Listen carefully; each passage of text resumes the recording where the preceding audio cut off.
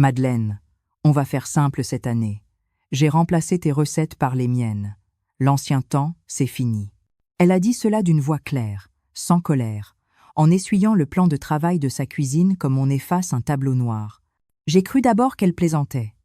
Mais son sourire n'en était pas un. C'était celui des gens qui se sentent du bon côté de l'époque. La cuisine sentait le vinaigre blanc et la cannelle artificielle.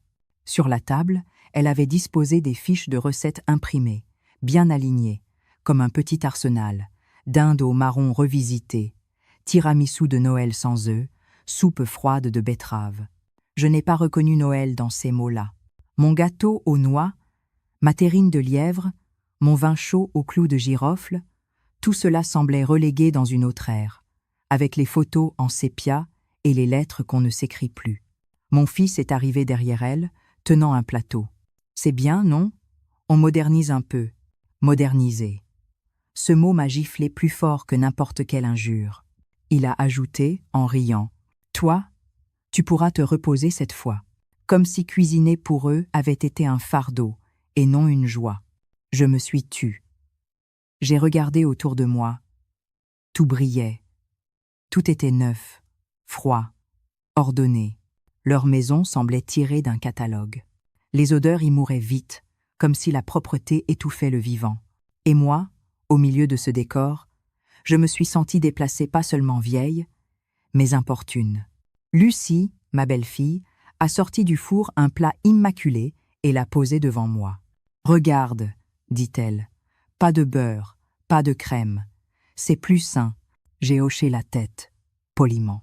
J'ai voulu plaisanter. Et le goût, il est resté?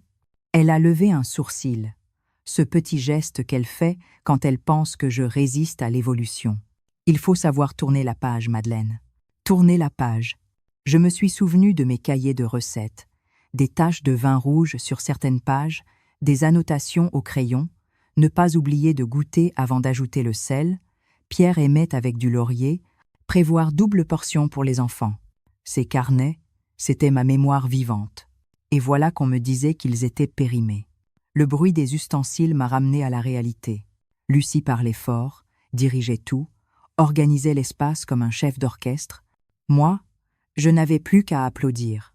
Je me suis approchée du plan de travail pour aider. Elle a posé la main sur mon bras. « Non, non, laisse, je gère. Je gère. » Je n'avais jamais entendu ce mot dans une cuisine avant elle. Je me suis assise sur une chaise près de la fenêtre. Le reflet du verre me montrait mon propre visage, flou, étranger. Le temps passait sur moi, mais pas seulement sur mes rides. Il passait sur ma place dans leur monde. À un moment, elle a ouvert le tiroir où je gardais, autrefois, mes ustensiles quand je venais cuisiner ici. Elle les avait tous remplacés, mes vieilles cuillères en bois, mes moules en fer, même mon tablier à fleurs. Rien ne restait. Juste une spatule en silicone et une boîte de rangement vide. Mon fils a posé la main sur mon épaule. « Tu verras, maman, ce sera plus léger, plus festif. » J'ai souri. Pour lui. Mais dans mon ventre, quelque chose s'est serré, comme un linge qu'on essore. Je n'ai rien dit pendant tout le repas. J'ai goûté leurs plats, un à un, sans les juger, sans faire de commentaires. Le goût était correct, propre, sans chaleur. À la fin, Lucie a annoncé « On mettra ta recette du gâteau aux noix au musée familial. Hein ?» Avec une photo de toi. Tout le monde a ri. Moi aussi. Mais à l'intérieur, une phrase a surgi, brûlante. Il rit de moi comme on rit d'une chanson qu'on n'écoute plus. En rentrant chez moi ce soir-là, j'ai posé mes clés sur la table. J'ai allumé une bougie. J'ai ouvert mon carnet vert et j'ai écrit « 24 décembre. Lucie a dit « L'ancien temps est fini. Peut être. Mais il reste la mémoire. Et la mémoire, elle, ne se range pas dans un tiroir. » Je me suis servi un thé. La bougie vacillait. Et pour la première fois, je n'ai pas pleuré. J'ai simplement pensé « Ils ont peu être remplacés mes recettes, mais ils ne savent pas encore que je garde la leur celle de la vérité, écrite à l'encre du silence. Je ne suis pas née dans une cuisine lisse où les odeurs meurent au premier coup d'éponge. Chez nous, l'hiver avait le parfum entêtant du clou de girofle, de la cannelle et du bois humide qui crépite. Ma mère ouvrait la fenêtre malgré le froid pour laisser entrer la joie, disait-elle, et la buée dessinait des halos autour des lampes. Les Noëls d'alors n'avaient pas besoin de perfection. Une nappe un peu tachée, des verres dépareillés, les rires qui débordaient du salon dans le couloir. Je revois des mains rougies par l'eau chaude, des manches retroussées, et la musique des couteaux contre les planches. J'étais une fille patiente. Peu, être trop. J'aimais apprendre par les gestes. Quand tourner la cuillère, à quel bruit reconnaître l'ébullition juste, comment écouter la casserole respirer, avant d'ajouter le sel. Ma mère n'expliquait pas. Elle montrait. Regarde, Madeleine. Il faut attendre que l'oignon devienne transparent, pas doré transparent comme une bonne intention. J'ai grandi dans cette religion muette du temps bien tenu. Rien ne pressait. Rien n'était gaspillé. Les épluchures devenaient bouillon, les restes du rôti, hachis du lendemain. L'économie n'était pas seule au monde. Elle avait pour sœur la tendresse. Je n'avais pas 20 ans quand j'ai rencontré Pierre, au stand des marrons chauds, place Stanislas. Un soir de décembre. Il portait une écharpe trop courte et un rire franc qui me donnait envie de regarder droit devant. Il m'a offert un cornet de marrons, en appelé un pour moi, sans rien dire. J'ai croqué, j'ai eu la bouche brûlante et sucrée, et, je ne sais pourquoi, j'ai su que ce goût me suivrait longtemps. Les premières promesses ont une saveur précise, celle d'une brûlure qu'on accepte. Nous nous sommes mariés un printemps à Giboulé, avec l'idée simple de traverser la vie côte à côte, comme on traverse une cuisine encombrée, en se frôlant sans se bousculer. Il était instituteur, ses doigts tachés d'encre, sa voix claire quand il lisait à haute voix des poèmes à ses élèves. Le soir, il me demandait ce que j'avais cuisiné pour nourrir le lendemain. J'aimais cette phrase. Nourrir le lendemain, c'est donner rendez-vous à la vie. Nous avons acheté une petite maison modeste au bord d'une route calme. Pierre a planté un rosalier, j'ai claqué des graines de persil et de thym dans un carré de terre. Les fenêtres grinçaient, la chaudière râlait, mais la table savait accueillir. Je ne possédais pas grand-chose, sinon un cahier ligné acheté à l'épicerie, mon premier carnet de recettes.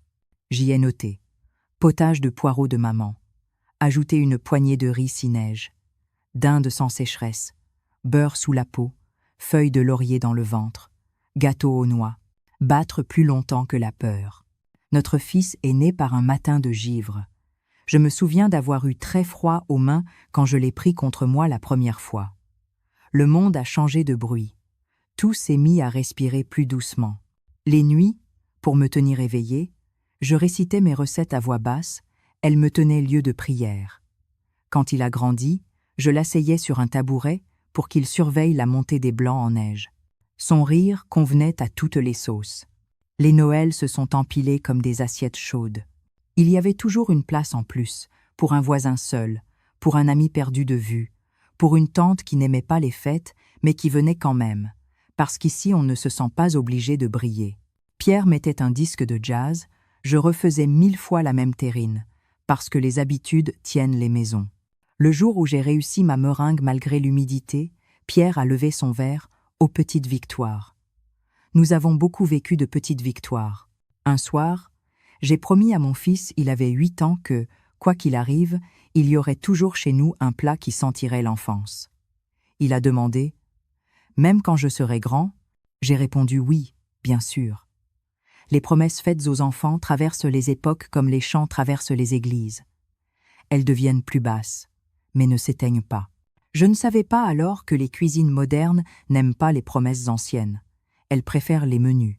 Pierre, lui, avait ses propres rites.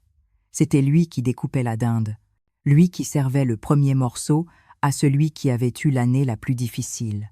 La nourriture, disait-il, c'est l'art de prendre les douleurs par la main. Il a continué jusqu'à sa dernière Saint-Sylvestre, le souffle court mais le geste sûr. Quand la maladie a commencé, j'ai changé les recettes pour ne pas fatiguer, puis je les ai rallongées de bouillon. Le jour où il est parti, la cuisine a rétréci. Le bruit de la cuillère a sonné trop fort. Pendant des mois, j'ai mis du sel à côté de mon assiette sans m'en servir. Le temps, pourtant, a de la suite dans les idées. Peu à peu, j'ai recommencé pour mon fils, pour les petits qui ont suivi, pour la mémoire de nos dimanches. J'ai cousu des nappes à chevrons, racheté des verres d'occasion, réouvert mon carnet. J'y ai ajouté des notes patientes. S'ils viennent plus tard, baissez le four à 90 degrés pour garder moelleux, pensez aux enfants, purée plus lisse, prévoir toujours une assiette pour l'invité qui n'ose pas prévenir. Je préparais des plats avec une pensée, qu'ils se sentent attendus. Quand mon fils a rencontré Lucie, j'ai fait de la place dans la cuisine et dans mon idée du monde. Je me suis dit, une maison, c'est un organisme vivant. Elle doit accepter les nouvelles coutumes comme on laisse entrer de nouveaux prénoms. Je lui ai confié des recettes. Elle a pris des photos, a parlé de transmission. J'ai voulu croire à la continuité. Je lui ai offert, un soir de décembre, mon vieux moule à cake en fer qui accroche un peu, mais qui donne une croûte plus honnête. Elle l'a posé à côté d'un moule en silicone neuf et m'a dit « On verra ». On ne l'a pas revu. Pourtant, je n'ai pas renoncé. J'ai continué mon métier de souvenir. Remuer sans cesse entre hier et demain, maintenir la sauce à feu doux, sauver les restes, garder une place. Mes carnets se sont remplis d'une écriture confiante, un peu plus grande à mesure que mes yeux fatiguaient. À chaque Noël, même chez eux, j'apportais un dessert au cas où. Le « au cas où » est une prière discrète que les mères font au destin. Alors, quand Lucie m'a dit, l'autre soir, que l'ancien temps est fini, j'ai senti moins une insulte qu'un malentendu. Car l'ancien temps, pour moi, n'était pas une mode. C'était un art de tenir les vivants ensemble autour d'une assiette chaude. Ce que j'ai appris de ma mère, de Pierre, des hivers de pénurie comme des étés abondants, ce n'était pas une collection de recettes. C'était une manière d'aimer sans discours. Je ne sais pas si l'époque a raison. Peu, être faut-il des cuisines qui brillent et des plats qui s'excusent d'avoir du goût. Mais je sais ceci. Tout ce que j'ai cuisiné contenait une promesse. Et les promesses, même quand on les oublie, continuent de nourrir.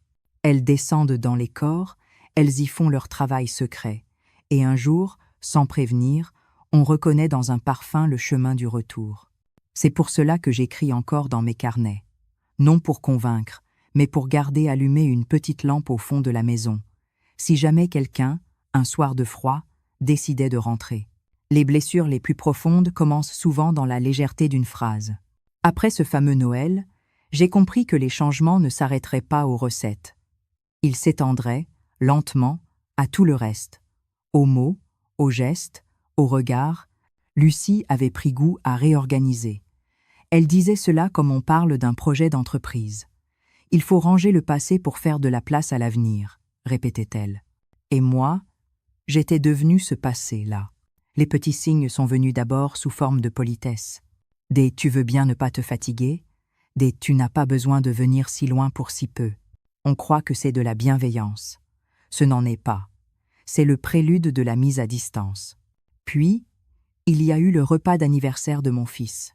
J'étais arrivée avec ma tarte aux pommes, la même depuis 40 ans, celle que Pierre appelait le soleil du dimanche. Lucie a ouvert la porte, m'a accueillie d'un sourire trop rapide. « Oh, tu as apporté un dessert ? C'est gentil, mais j'ai prévu un fraisier de chez Lambert. » Elle l'a posé sur le plan de travail sans l'ouvrir. Pendant tout le dîner, personne n'y a touché. Le soir, en partant, je l'ai vu dans la poubelle. Je n'ai rien dit. Je me suis contentée de noter. Ne plus apporter de soleil où l'on préfère les lampes. Un autre jour, elle a voulu m'apprendre à gérer les réseaux sociaux pour que je suive les photos de la famille. C'est simple. Regarde, m'a-t-elle dit. Tu cliques là, tu mets un cœur là. Je l'ai regardée, un peu perdue. Elle a soupiré. Ah, mais toi, c'est vrai. Tu n'as pas grandi avec tout ça. J'ai répondu, non. J'ai grandi avec des gens. Elle n'a pas compris. Chaque semaine, je perdais une petite chose. Mon plat de service préféré, rangé pour gagner de la place. Mon fauteuil, remplacé par un modèle plus ergonomique. Même la photo de Pierre, déplacée pour mieux capter la lumière. Je la retrouvais parfois tournée vers le mur, comme un souvenir qu'on punit. Je me taisais, par pudeur, par peur aussi. Peur d'être celle qu'on dit difficile. Le silence devient vite un costume, et j'ai fini par le porter comme un manteau trop grand. Un dimanche, alors que je proposais de préparer une soupe pour les enfants, elle a ri. Oh non, ils ne mangent plus de potage maison, c'est trop lourd. Lourd. Ce mot m'a poursuivi toute la soirée. Dans sa bouche, il ne parlait pas de cuisine, mais de moi. Un soir, mon fils est venu seul. Il s'est assis dans ma cuisine, l'air gêné. Tu sais, Lucie veut juste bien faire. Elle veut moderniser. Moderniser quoi? L'amour? Il a baissé la tête. Je n'ai pas insisté. Les fils, souvent, ont la tendresse lâche. Ils préfèrent arrondir les angles du cœur. J'ai compris que l'on ne m'invitait plus pour participer, mais pour décorer. Ma présence devait être silencieuse, propre, reconnaissante. Une grand-mère, oui, mais bien élevée, sans opinion, sans sauce qui attache au fond. Et puis, il y eut ce dîner de printemps. J'avais préparé des œufs mimosa pour leur faire plaisir. Lucie les a goûtés, a dit.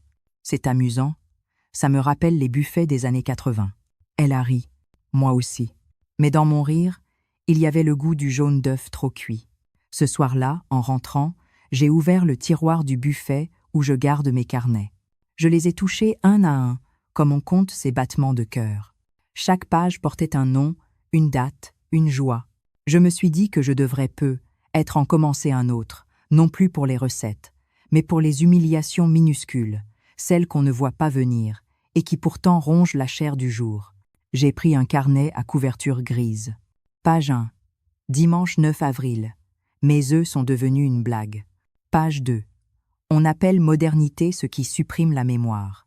Je n'ai rien dit à personne. Mais à partir de ce jour, j'ai commencé à observer. Chaque mot, chaque sourire, chaque silence. Je savais que quelque chose se préparait, une lente substitution, non seulement de mes plats, mais de ma place. Et je sentais, quelque part dans ma poitrine, que la résistance commence toujours par l'écriture. Ce n'est pas un grand cri qui m'a ouverte en deux, c'est un bruit de clé. Une clé qui tournait dans ma propre serrure. C'était un mardi après-midi, gris et tranquille. Je revenais du marché, les bras lourds de légumes, le cœur léger. Je voulais faire un pot au feu pour le week-end, comme autrefois. En arrivant devant ma porte, j'ai entendu du mouvement à l'intérieur. Une voix, deux voix. J'ai cru à une erreur. Puis j'ai reconnu celle de Lucie, claire, décidée, sans faille. Ici, on pourrait installer le réfrigérateur américain, et là, casser ce mur pour agrandir. Un homme lui répondait « Oui, madame, ce serait faisable. Mais il faudra voir pour la succession. » J'ai poussé la porte. Ils se sont figés. Lucie, un plan dans la main, m'a lancé un sourire crispé. « Oh, tu es déjà là? On faisait juste un repérage. » « Un repérage? Chez moi ?» L'homme a bredouillé. « Je suis l'agent immobilier. » Le monde s'est arrêté un instant. Les poireaux ont glissé de mon sac, roulant sur le carrelage comme des témoins impuissants. « Un agent immobilier ?» ai-je répété. « Chez moi ?» Lucie a rougi. Mais elle s'est vite reprise. « C'est pour plus tard, Madeleine. Voyons, il faut anticiper. Tu ne peux plus vivre seule ici, éternellement. Et tu décides ça pour moi? On veut juste t'éviter les complications. » Elle parlait calmement, presque doucement, comme on parle à un enfant têtu. Le ton m'a glacé. J'ai regardé autour de moi. L'homme prenait des mesures, notait des chiffres. Je lui ai dit fermement « Sortez !» Il a voulu protester. Je me suis avancée, j'ai répété, plus fort « Sortez !» Immédiatement. Il est parti, gêné. Lucie, elle, est restée, raide comme une statue. Tu réagis mal. On voulait t'aider. En me remplaçant? En te simplifiant la vie. En vendant ma maison? Elle a haussé les épaules, comme si le mot « maison » n'avait plus de propriétaire. Tu sais, ce genre de patrimoine, ça se prépare. Et puis, ça reviendra à ton fils, donc, finalement, je l'ai coupé. Donc, finalement, je ne suis déjà plus là. Je n'ai pas crié. Je n'ai pas pleuré. Je suis restée droite, les mains encore pleines de terre et de poireaux. Elle a voulu poser la main sur mon bras. Je l'ai retirée. « Va-t'en, Lucie. » Elle a pris son sac, outrée. « Tu deviens parano, Madeleine. »« Non, » ai-je murmuré. « Je deviens lucide. » Quand elle a claqué la porte, le silence m'a frappé comme une marée. Je me suis assise. Le carrelage était froid, les légumes éparpillés autour de moi. J'ai respiré lentement, très lentement. Le soir, j'ai ouvert mon carnet gris. Page 17. 12 septembre. Lucie est entrée avec un agent immobilier. Elle voulait anticiper. J'ai compris. Il prépare ma disparition. Sous la phrase, j'ai ajouté « Il faut agir ». Le lendemain, je suis allé à la gendarmerie. J'ai demandé conseil. Un jeune officier gêné m'a dit « S'ils n'ont pas de procuration, ils ne peuvent rien faire. Mais restez vigilante, madame. Gardez vos papiers sur vous. » Je l'ai remercié. Puis je suis passé à la banque. J'ai vérifié mes comptes. Rien d'anormal. Pour l'instant, sur le chemin du retour, j'ai croisé Mireille, ma voisine. Elle m'a trouvé pâle. Je lui ai raconté, à demi-mot. Elle m'a pris la main. « Va voir un notaire, Madeleine. Pas le leur, le tien. Et note tout. » Cette phrase, « note tout », s'est gravée dans ma tête. Ce soir-là, j'ai trié mes papiers, relu mes vieux contrats, vérifié les titres de propriété. Je n'avais jamais rien signé sans comprendre, Pierre me l'avait appris. Mais la confiance, avec les années, s'était installée comme une habitude molle. Je me suis promis de ne plus jamais confondre affection et abandon. 2 jours plus tard, mon fils m'a appelé. Sa voix, douce mais nerveuse, trahissait la gêne. « Maman, Lucie m'a dit que tu avais mal pris sa visite. Ce n'était pas une visite, c'était une intrusion. Elle voulait juste préparer. Pour plus tard, c'est moi qui prépare. Pas vous. » Il a soupiré. « Tu dramatises. » « Non, j'écris. Et j'agis. » Il n'a pas compris. Peu importe. Ce soir-là, j'ai ressorti un dossier vierge, une chemise cartonnée. Sur la couverture, j'ai inscrit au stylo bleu « Ma maison, ma vérité ». J'y ai glissé la photocopie de l'acte de propriété, le courrier du notaire qu'ils avaient tenté d'utiliser, la photo de Pierre devant le portail. Puis, j'ai allumé la lampe et j'ai continué d'écrire. Lentement. Il croit que vieillir, c'est perdre. Mais vieillir, c'est savoir où se trouve chaque clef. J'ai regardé longtemps la flamme de la bougie, vacillante. Et pour la première fois, je n'ai pas eu peur. J'ai compris que cette peur, si longtemps logée sous ma peau, venait de mon silence. Alors j'ai décidé que désormais, mon silence servirait à autre chose, à observer, à préparer, à rendre la vérité indestructible. Le lendemain matin, avant même le café, j'ai téléphoné à un notaire. Une voix posée m'a répondu. « Je peux vous recevoir demain à 9h. » « Parfait, » ai-je dit. « C'est urgent mais pas grave. » Je crois que, ce jour-là, sans tambour ni trompette, j'ai commencé ma revanche la plus tranquille, la plus propre, la plus irréversible. Les nuits qui ont suivi furent denses, sans rêve, pleines de pensées droites comme des épingles. Je dormais peu. À chaque fois que je fermais les yeux, je revoyais Lucie, son regard clair, sa voix sans hésitation. « C'est pour plus tard, Madeleine. » Je me répétais la phrase comme un refrain. Pour plus tard, comme si j'étais déjà un objet qu'on range dans le grenier de la vie. Je me suis levée une nuit, vers 3h. La maison semblait flotter dans une nappe de silence. J'ai allumé la lampe de la cuisine, celle à abat-jour vert qui donne une lumière de vieille bibliothèque. J'ai ouvert mon carnet gris. Les lignes s'alignaient comme des soldats. J'ai relu toutes mes notes, depuis la première. Les phrases, les dates, les humiliations petites et grandes.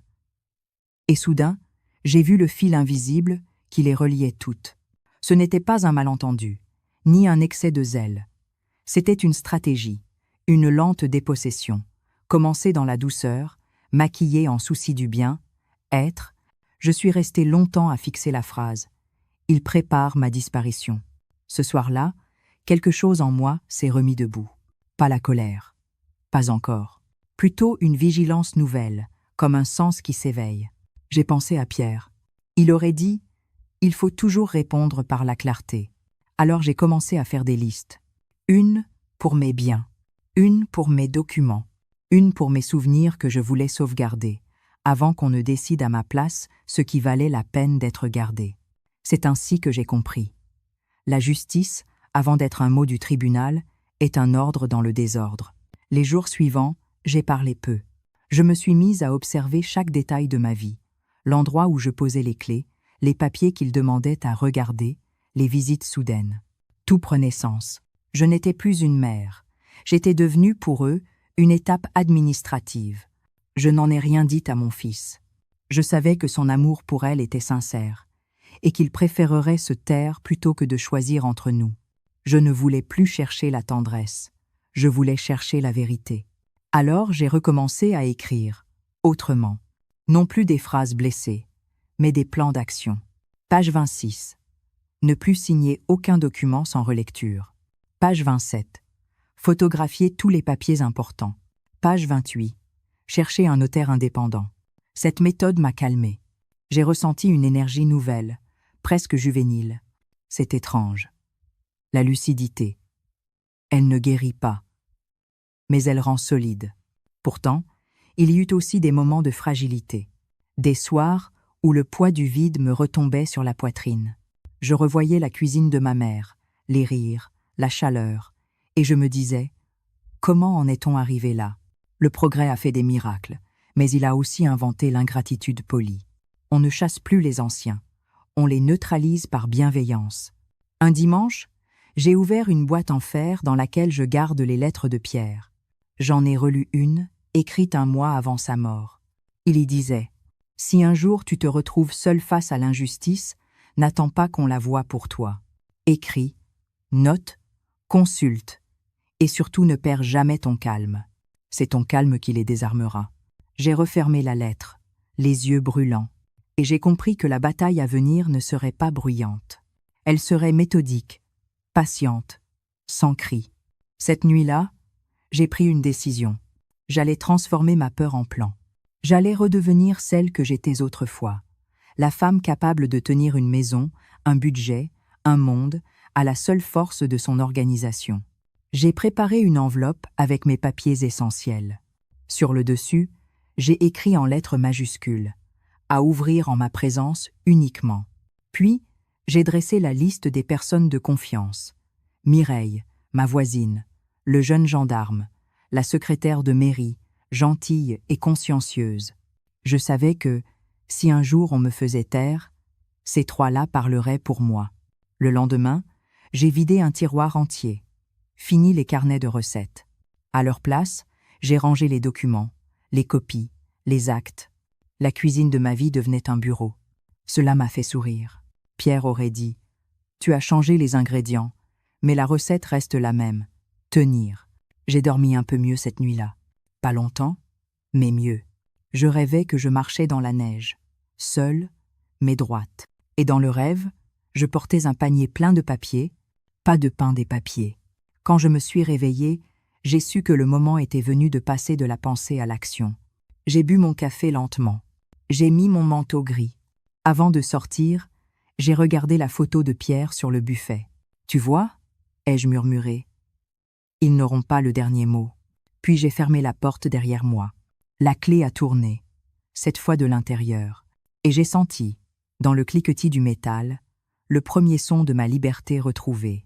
Je suis allé voir le notaire un mardi matin, sous un ciel pâle. La pluie tombait fine, presque invisible.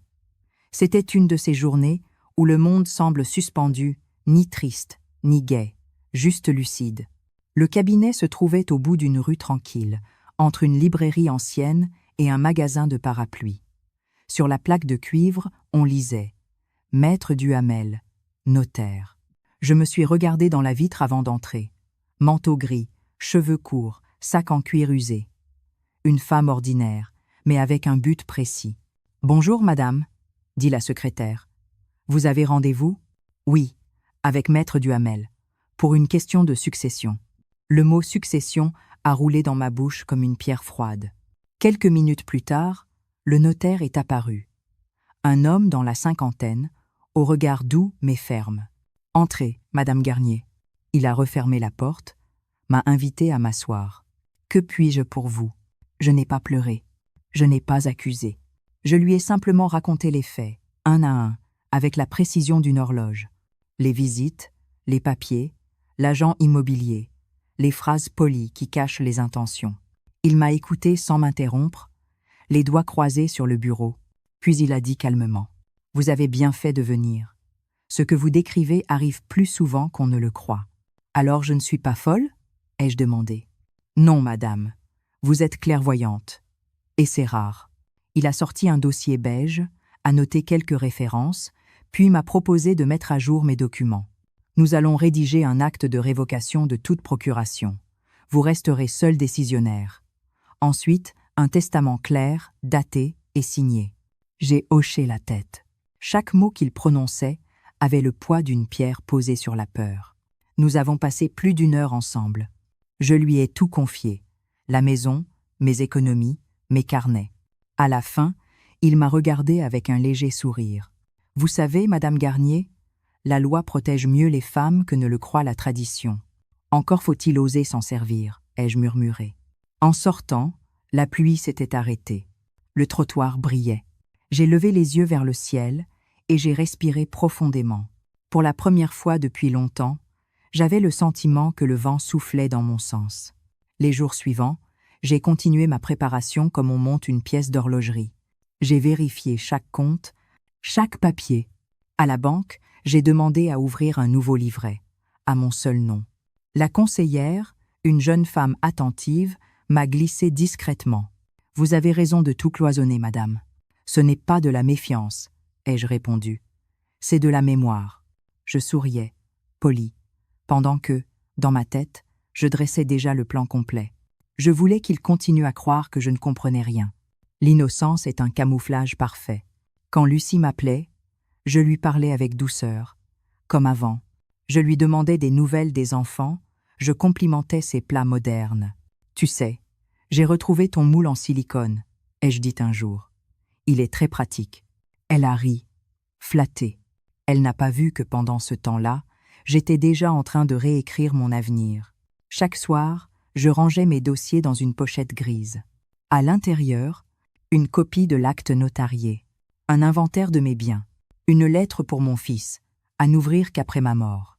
J'ai aussi rédigé un document que j'ai intitulé « Mes volontés de vivante ». Un titre étrange peut être, mais il me ressemblait. Dedans, j'ai noté noir sur blanc. Je veux rester libre de mes décisions, même si l'on prétend m'aimer pour mon bien. Pendant tout ce temps, je gardais le visage tranquille. Je cousais, je cuisinais, je faisais semblant d'oublier. Lucie venait de temps en temps, toujours avec cette politesse de façade.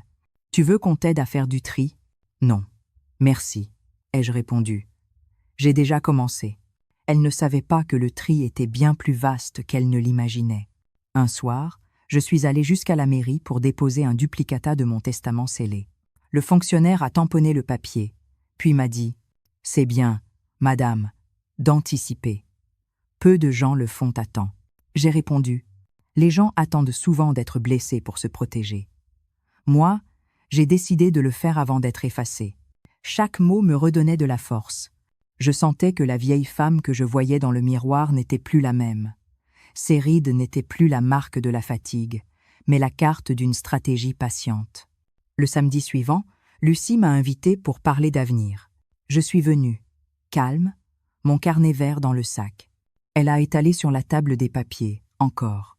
Des impressions, des projets, des devis. « Si tu veux, on peut t'aider à vendre maintenant, pendant que le marché est bon. » Quelle gentillesse, ai-je dit doucement. Je vais y réfléchir. Et j'ai pris des notes. Elle a cru que je notais ses conseils.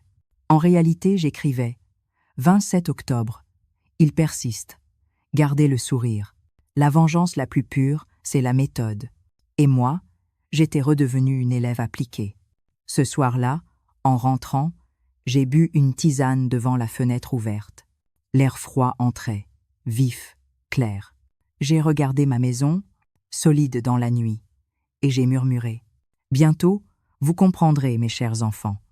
La modernité ne protège pas de la loi. » J'ai fermé les volets, éteint la lumière, et dormi enfin d'un vrai sommeil, celui qu'on a quand on sait que la vérité avance sans bruit. Ils ont voulu m'inviter un dimanche pour parler tranquillement. J'ai accepté. J'avais appris à me méfier des invitations trop polies. Elles cachent souvent des offensives douces. Lucie m'a accueilli avec son sourire administratif. Tout, chez elle, semblait à sa place. Les verres alignés, la nappe repassée, les enfants envoyés jouer dans leur chambre. Mon fils m'a embrassé, distrait, nerveux. Il y avait dans l'air cette tension qu'on respire avant les mauvaises nouvelles. Sur la table, Un dossier, une chemise, bleue, neuve, posée bien en évidence. C'est juste pour régulariser, maman, dit-il. Tu sais, les choses avancent. Lucie a ajouté, on veut éviter des soucis. Et puis simplifier la succession. Le mot simplifier revenait encore. Toujours. J'ai souri. Paisiblement. Montre-moi, ai-je dit. Elle a ouvert le dossier. A tourné les pages avec la fierté d'un notaire de pacotille. Je n'ai pas lu tout de suite. J'ai observé leur visage, confiant, convaincu d'avoir gagné. Puis j'ai pris mon temps, une page après l'autre. Le texte parlait d'accords anticipés, de cessions partielles, d'une mise en indivision progressive de patrimoine familial. Tout y était. Ma maison, mes comptes, même un encadré pour autorisation bancaire. Je me suis penchée, j'ai relevé les yeux vers eux. C'est vous qui avez rédigé ça? On a été aidés, dit Lucie.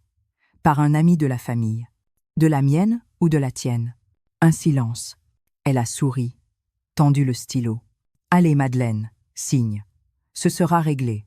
Je n'ai pas bougé. Je me suis contentée d'ouvrir lentement mon sac, d'en sortir une enveloppe épaisse. Je l'ai posée sur la table, devant eux. Sur l'enveloppe, une écriture élégante. Maître Duhamel. Acte enregistré et cacheté. Lucie a pâli. C'est quoi? Mon propre dossier. Celui que j'ai préparé depuis un mois. Je l'ai ouverte et sorti les documents. J'ai révoqué toutes les procurations, mis mes comptes sous contrôle exclusif et signé un nouveau testament. Mon fils a blêmi. Maman, tu aurais pu nous en parler. Comme vous m'en avez parlé, vous? Lucie a voulu reprendre la parole, mais sa voix tremblait. On voulait t'aider. C'est tout. Non, ai-je dit. Vous vouliez prévoir ma disparition, et vous avez oublié que j'étais encore là. Je me suis levée. J'ai pris le dossier bleu, l'ai refermé calmement et l'ai glissé vers elle. Gardez-le, si vous voulez. Il servira d'exemple à mes élèves, quand je leur expliquerai comment on perd tout en croyant gagner. Mon fils s'est levé à son tour. Tu nous fais passer pour des voleurs? Non, pour des enfants pressés. Vous avez confondu héritage et impatience. Lucie s'est reculée, vexée, les bras croisés. Et tu crois que tes papiers vont changer quelque chose? Non, ai-je répondu. Ce ne sont pas mes papiers qui changent les choses. C'est ma conscience. Je sais désormais ce que je signe et ce que je refuse. Je me suis rassis, calmement. Le tic-tac de l'horloge rythmait le silence. Les enfants riaient à l'étage, inconscients de la scène qui se jouait en bas. Mon fils a tenté de reprendre le contrôle. Bon, on ne va pas se fâcher pour des papiers. On ne se fâche pas, ai-je dit. On se redéfinit. Lucie, elle, n'a pas supporté mon calme. Tu veux nous punir? Non. Je veux me respecter. Tu te crois plus intelligente que nous? Non. Juste moins naïve. Je les ai regardés un à un. J'ai vu dans leurs yeux l'incrédulité se transformer en gêne, puis en colère. Mais au fond de cette colère, j'ai lu la peur, celle de perdre la main sur une femme qu'ils croyaient docile. Je me suis levée. Vous devriez ranger cette table, ai-je dit. Les dossiers refroidissent vite quand on oublie la chaleur du respect. Lucie a frappé la table du plat de la main. Tu nous humilies. Non. Je vous rends le miroir que vous avez fabriqué. Je suis allée jusqu'à la porte. Mon fils m'a suivi, l'air abattu. Maman, je ne comprends pas pourquoi tu fais ça. Parce que j'ai mis trop d'amour là où il fallait mettre un peu de loi. Il a détourné les yeux. Lucie, derrière lui, a dit d'une voix sèche. Tu dramatises tout. Non, Lucie. C'est toi qui réduis tout. J'ai mis mon manteau, lentement. Avant de sortir, je me suis tournée vers eux. Je vous souhaite un bon appétit tout de même. Je suis sûre que vos recettes modernes sauront digérer la vérité. Je suis sortie. L'air était glacé. Je me suis arrêtée sur le trottoir pour respirer. À travers la fenêtre, je voyais encore la lumière de leur salon, immobile. J'ai senti que, là-dedans, quelque chose venait de se fissurer pas seulement entre nous, mais en eux. Sur le chemin du retour, j'ai eu envie de rire. Pas d'un rire moqueur, non. Un rire libéré. Celui d'une femme qui, pour la première fois, n'a pas besoin de crier pour qu'on l'entende. En rentrant, j'ai posé mon sac, allumé la bougie près du buffet. J'ai sorti mon carnet vert. Page 45. Dimanche 14 novembre. Ils m'ont fait asseoir pour me déposséder. Je me suis levée pour me retrouver. Aucun cri, aucune larme. Le piège s'est refermé, mais pas sur moi. J'ai ajouté, en marge, la dignité ne fait pas de bruit. Elle signe et se tait. Puis, j'ai refermé le carnet. J'ai versé un peu de vin rouge dans un verre. Je l'ai levé vers la photo de Pierre. À ta santé, mon amour. Je crois que cette fois, la justice a eu ton visage. Le vent soufflait dehors, doux et obstiné. Je savais que la tempête n'était pas finie, qu'ils allaient réagir, se justifier, accuser. Mais peu importait. Leur agitation ne m'appartenait plus. J'avais déjà repris la clé de ma paix. Je ne m'attendais pas à ce que tout se défasse aussi vite. Les vérités bien rangées, quand elles éclatent, ne font pas de bruit au début. Elles suintent. Puis, un jour, elles inondent. 3 jours après la confrontation, le téléphone a sonné. Je n'ai pas décroché. Puis une deuxième fois, une troisième. Enfin, j'ai répondu, lasse. Maman, qu'est-ce que tu as fait? La voix de mon fils tremblait. J'ai signé. C'est tout. Signé quoi? Ma liberté. Il n'a rien dit pendant quelques secondes. Puis, Lucie est furieuse. Elle dit que tu veux nous priver de notre héritage. Je ne prive personne. Je protège ce que j'ai construit. Mais tu aurais pu nous prévenir. Vous auriez pu me demander. Je l'ai entendu soupirer, ce soupir des hommes qui ne veulent pas affronter les tempêtes. Il a murmuré. Je crois que tu ne te rends pas compte du mal que tu fais. J'ai répondu calmement. Le mal, mon fils, c'est de laisser faire quand on sait. Il a raccroché, sans dire au revoir. Je suis resté un moment, le combiné encore dans la main. Puis je l'ai posé. J'ai noté dans mon carnet vert. Mercredi. Il croit que j'ai trahi. Il ne sait pas encore que c'est l'amour qui m'a sauvé. Le lendemain, Mireille est passée prendre le thé. Elle m'a raconté ce qu'elle avait entendu au marché. Lucie s'était plainte devant tout le monde. Sa belle-mère a fait un testament contre nous. Et les gens, bien sûr, avaient leurs avis. Les uns me trouvaient courageuse, d'autres amère. J'ai souri.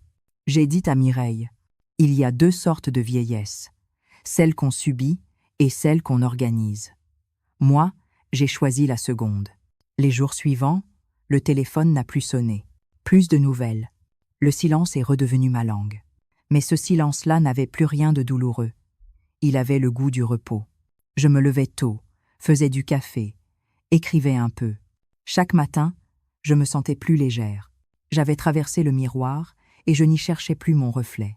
Mais le monde extérieur, lui, continuait son vacarme. J'ai appris par une amie commune que Lucie avait quitté la maison pendant 2 semaines. Mon fils vivait seul avec les enfants, débordé. On m'a dit que les disputes éclataient sans raison, que des mots durs avaient volé. J'écoutais, sans plaisir, sans vengeance. La justice, quand elle agit, ne demande pas de spectateurs. Un soir, j'ai reçu une enveloppe anonyme dans ma boîte aux lettres. À l'intérieur, une copie d'un courrier de leur notaire. J'y ai lu. Madame Garnier refuse toute cession. Elle reste propriétaire exclusive. Pas une ligne d'agression, juste un fait. C'était la première fois depuis longtemps qu'un papier me faisait sourire. Je l'ai rangé dans la pochette grise, section conséquences. Puis, sans prévenir, un samedi, mon fils est venu. Seul. Il avait maigri. Ses traits tirés, son regard fatigué. « Je peux entrer ?» Bien sûr. Il s'est assis à la table, sans parler. Je lui ai servi un café. Il a regardé autour de lui, comme pour s'assurer que tout existait encore. « Tu as toujours gardé cette nappe ?»« Oui.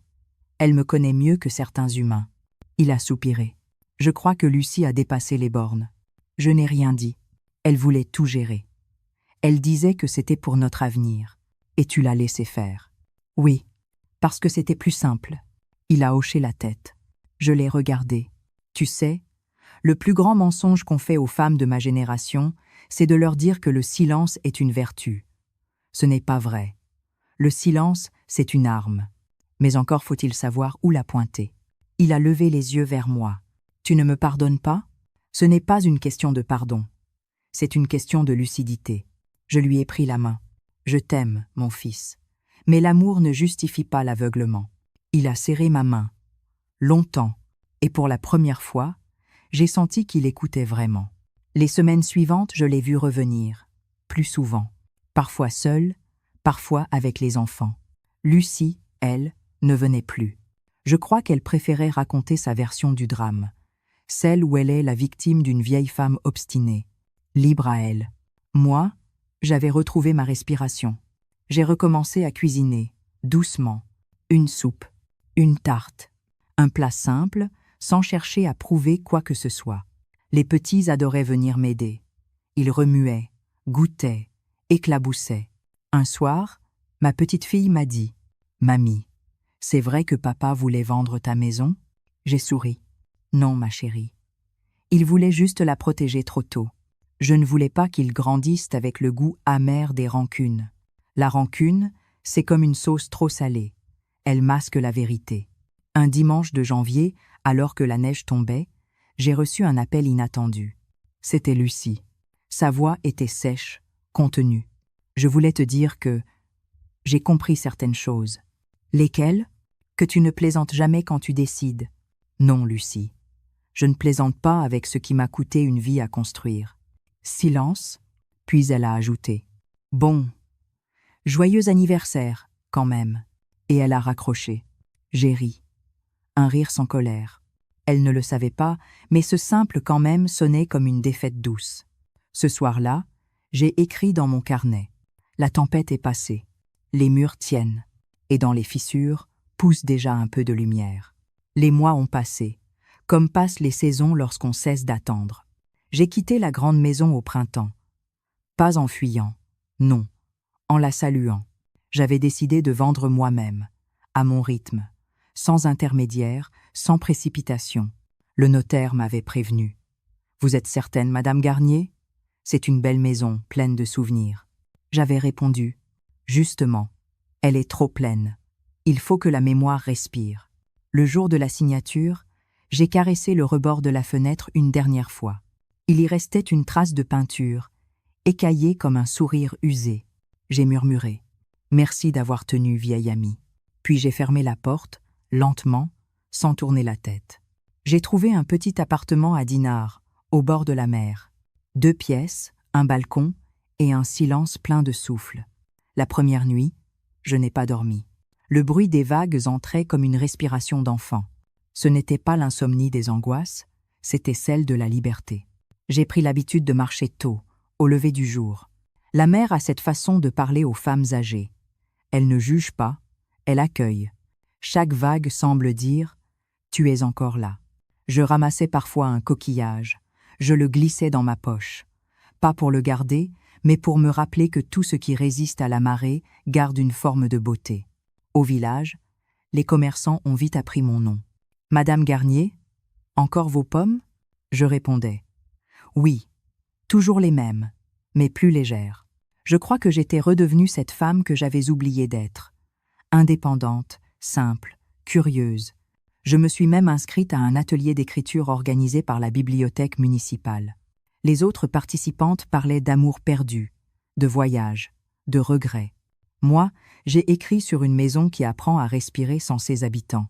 La responsable a lu mon texte à haute voix, émue.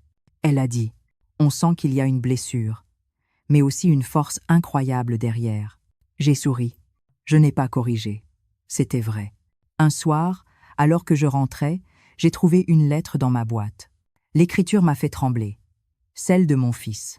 Je l'ai ouverte avec précaution, comme on ouvre une plaie refermée. « Maman, je suis passée devant la maison. Les nouveaux propriétaires ont gardé le rosier. J'ai eu un pincement, et j'ai compris que je t'en avais voulu pour une chose que je ne comprenais pas. Tu as eu raison. Lucie et moi, nous avons décidé de faire une pause. Les enfants me demandent souvent quand ils pourront venir te voir. Si tu veux bien, on viendra ce week-end. Je t'embrasse, Thomas. » J'ai lu la lettre 3 fois. Le mot raison brillait au milieu du papier comme une reconnaissance tardive. Je n'ai pas pleuré. Les larmes appartiennent à celles qui attendent encore. Moi, j'étais déjà au-delà de l'attente. Ils sont venus le dimanche suivant. Les enfants ont couru sur la plage. Thomas m'a aidé à préparer le déjeuner. Lucie n'était pas là. Et c'était bien ainsi. À un moment, il s'est arrêté, m'a regardé et a dit « J'ai retrouvé une photo de papa en rangeant. Il sourit comme toi quand tu gagnes. J'ai ri. Je n'ai pas gagné, tu sais. J'ai juste tenu jusqu'à ce que la peur se fatigue. Le repas a été simple. Poisson grillé, pommes de terre et une tarte aux noix. Oui, ma tarte aux noix. Thomas a pris une bouchée, a fermé les yeux. C'est fou. J'avais oublié ce goût. Il t'attendait. L'après-midi, nous avons marché tous les deux au bord de l'eau. Les enfants ramassaient des coquillages, riaient, faisaient des dessins dans le sable. Thomas m'a dit « Tu as trouvé ta paix », on dirait. Oui. Mais elle ne s'est pas donnée. Il a fallu la mériter. Il m'a serré dans ses bras, longuement. J'ai senti, pour la première fois depuis des années, que l'amour revenait sans pitié ni dette, juste comme un souffle. Le soir, après leur départ, j'ai ouvert mon carnet vert. J'ai ajouté une nouvelle page, la plus claire de toutes. Dimanche, 8 mai. Ils sont venus. Le silence n'était plus une arme, mais un pont. J'ai compris que la dignité n'empêche pas la tendresse. Elle la rend possible. Je me suis installée sur le balcon, une tasse de tisane entre les mains. La mer était calme. Le ciel se teintait d'or. Et j'ai pensé à toutes ces femmes qu'on a rendues invisibles sous prétexte qu'elles avaient donné. Je me suis dit que, être, mon histoire leur servirait. La vie, maintenant, se déroule dans des gestes simples. Arroser les plantes, lire le journal, écrire un peu, respirer, je n'attends plus rien. Mais chaque matin, quand j'ouvre les volets et que la lumière entre, j'ai cette phrase qui me revient. « Tu as tenu bon, Madeleine. » Oui, j'ai tenu. Et c'est être cela, la vraie victoire, pas d'avoir raison, mais de ne pas avoir cédé. Le soir tombe plus tôt, maintenant. L'air sent le sel et la laine chaude. Je m'assois souvent sur le balcon, avec une couverture sur les genoux, une tasse de tisane et le carnet vert posé à côté de moi. Il ne me reste plus beaucoup de pages et je n'ai plus besoin d'en remplir d'autres. Tout est là, entre ces lignes. Les humiliations, les silences, les preuves, les petites victoires. Ce carnet est devenu mon miroir, celui où je n'ai jamais cessé d'exister, même quand les autres détournaient les yeux. Devant moi, la mer respire. Elle a ce rythme lent, obstiné, celui de la patience. Les vagues n'ont pas besoin de parler pour exister. Elles viennent, se retirent, recommencent. Elles me ressemblent. Je repense parfois à ces années d'avant, à la grande maison, au bruit des couverts, à la table où tout semblait encore à sa place. Je revois Pierre, la main posée sur la mienne, disant « Le jour où tu douteras de ta force, regarde ce que tu as traversé, pas ce que tu as perdu. » Je crois que c'est ce que j'ai fait. J'ai regardé mes traversées, et j'ai compris que la force n'a pas de forme héroïque. Elle est dans la continuité des gestes simples. Signer, ranger, se taire, attendre, recommencer. On m'a souvent demandé si je regrettais d'avoir dit non, d'avoir brisé la façade familiale. Je réponds toujours « Non, je ne regrette pas, parce que le regret appartient à celles qui ont cédé. Moi, j'ai choisi d'endurer pour ne pas disparaître. Je n'ai pas gagné d'argent, ni obtenu de vengeance spectaculaire. Mais j'ai gagné autre chose, ma place. Ce droit minuscule mais vital de pouvoir dire « je » sans trembler. Le monde autour de moi continue sa course. Lucie a refait sa vie, paraît-il, loin d'ici. Je n'ai plus de colère contre elle. La colère, à nos âges, use plus qu'elle ne soigne. Je lui souhaite simplement de comprendre, un jour, que l'amour ne se mesure pas en contrôle, mais en présence. Mon fils vient me voir régulièrement, avec les enfants. Il m'apporte des fleurs, parfois un gâteau, mais il ne parle jamais de cette période. Je crois qu'il préfère laisser la vérité dormir. Et c'est bien ainsi. Nous avons retrouvé une forme de douceur, faite de gestes prudents et de silence habité. Les enfants, eux, grandissent. Ma petite fille, un jour, m'a dit « Mamie, pourquoi tu écris tout le temps ?» Je lui ai répondu « Pour que la mémoire ne s'efface pas quand les autres oublient. » Elle a hoché la tête, sérieuse. Puis elle m'a dit « Moi aussi, j'écrirai plus tard, quand je serai grande. » Je crois que c'est le plus bel héritage que je pouvais laisser. Je repense souvent à cette phrase de Lucie, celle qui a tout déclenché. L'ancien temps est fini. Peut être qu'elle avait raison, d'une certaine façon. L'ancien temps est fini. Oui, celui où les femmes se taisaient en attendant qu'on décide pour elles. Mais il en commence un autre, celui où nous tenons la plume, où nous écrivons nos propres actes, nos propres limites. La mer est calme ce soir. Une barque passe, très loin, minuscule dans l'immensité. J'imagine que c'est moi, cette barque. Un peu usée, un peu cabossée, mais toujours à flot. J'ai appris que la dignité n'est pas une armure, mais une peau qu'on recoue patiemment. Elle ne protège pas du monde. Elle empêche simplement de se perdre soi-même. Il m'arrive, certains matins, de parler à Pierre à voix haute. Pas comme à un souvenir, mais comme à une présence tranquille. Je lui raconte mes journées, les visites, les fleurs que j'ai plantées sur le balcon. Je crois qu'il m'écoute dans le bruit du vent. Il doit sourire, lui qui disait souvent « Le vrai courage, c'est de rester debout dans un monde qui veut vous asseoir. » Oui, j'ai appris à rester debout, sans crier, sans fracas. Et, parfois, dans le silence de la mer, j'entends ma propre voix me répondre « Tu as bien fait, Madeleine. Tu as choisi la clarté, même quand elle brûlait. » Je ferme les yeux. Je sens la brise contre mes joues, la chaleur du thé entre mes doigts et le poids léger du carnet sur mes genoux. Tout ce que j'ai été tient dans ce moment-là, ni victime, ni héroïne. Juste une femme qui a refusé de s'effacer. Il est tard. Je vais éteindre la lampe. Mais avant, j'écris encore une phrase, la dernière, sur la dernière page du carnet vert. Une phrase que je voudrais qu'on lise un jour, quand je ne serai plus là. À celles qui se croient faibles parce qu'elles parlent doucement. À celles qu'on réduit à leur âge, à leur bonté, à leur silence. Souvenez-vous, le silence n'est pas toujours une abdication. Parfois, c'est la forme la plus pure de la justice. Je pose le stylo. Je ferme doucement le carnet. Dehors, la mer continue son murmure infini. Je souris. Le silence peut aussi être une forme de justice.